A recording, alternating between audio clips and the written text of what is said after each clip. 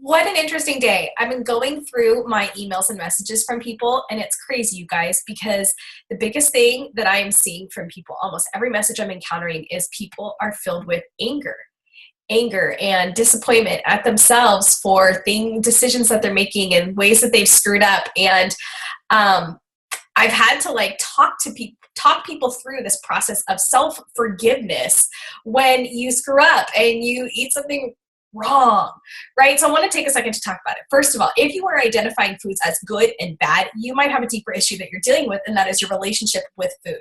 All right. Now, it's all about learning this process of moderation, sticking those less healthy foods in this like tiny percentage of what we eat, and then filling most of our day with the healthier foods, right? But what happens if you eat that tiny percentage of foods? So let me share with you what I used to do and still struggle with this. I'm going to be totally honest. This is a struggle that is recurring that I do. So I am like, oh, I'm going to slip off whatever plan I have, right? And I'm going to have some Oreos. And then I'm like, well, I've already gone off my plan, right? So I might as well just eat all the Oreos. Or I always use Oreos as an example. Okay, if I have like a donut, well, I might as well have two, right? I'm off plan. Oh, okay, I just had two donuts. You know what? Today it's just kind of like, we're just going to throw this day away. So let's go to fast food for dinner. Oh, and then while I'm sitting at home, why don't I munch on this? And it all like spirals out of control, and it's so hard for me to get back on track. And I find that that's what is happening to like everyone I'm talking with, is they get out of control and they're trying really hard to get back on track.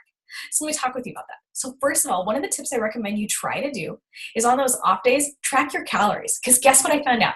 I found out that when I went and slipped and had those Oreos or had that donut or whatever, it wasn't the donut that made me go over on my calories or whatever for the day. It wasn't the donut that did it. What did it was my spiraling out of control and saying, screw it. There was actually room in my diet, and by diet, I mean my way of eating, my lifestyle of eating. There was room for that little donut treat. There wasn't room for me to be angry with myself and express it by saying, screw it, and eating more.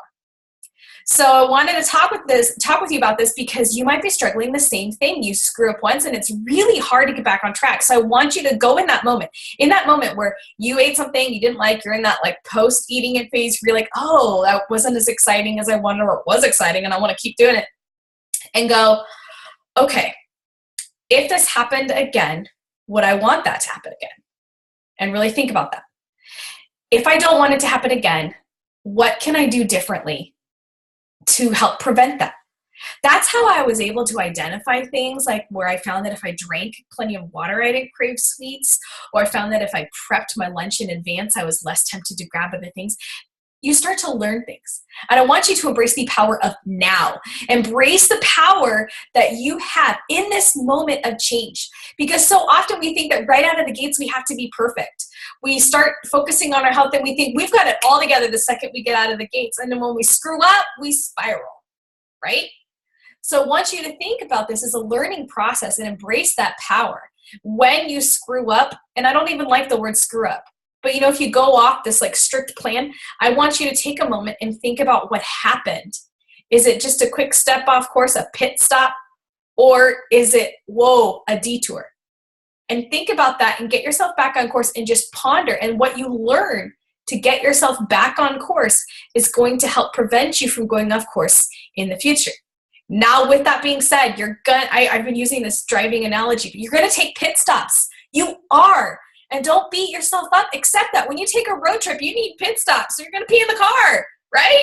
Think about your fitness journey like that. As you're eating unhealthy and you're focusing on your nutrition, you're going to take a couple pit stops. See them as pit stops and don't go off on a detour. Just accept that that's going to happen. And if you go crazy, forgive yourself and come right back. Once you embrace that attitude, you're going to have so much more success with your health, and you're going to start creating a healthier relationship with yourself and with your food.